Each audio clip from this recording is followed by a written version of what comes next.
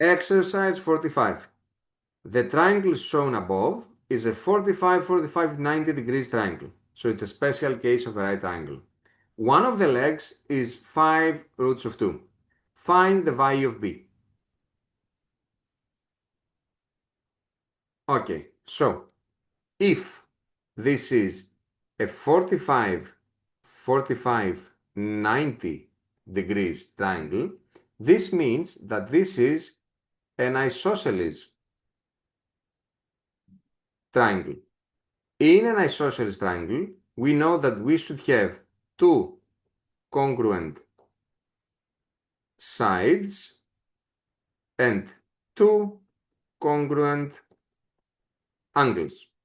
Here, obviously, the two congruent sides are the legs of the right triangle. It cannot be that we have two hypotenuses.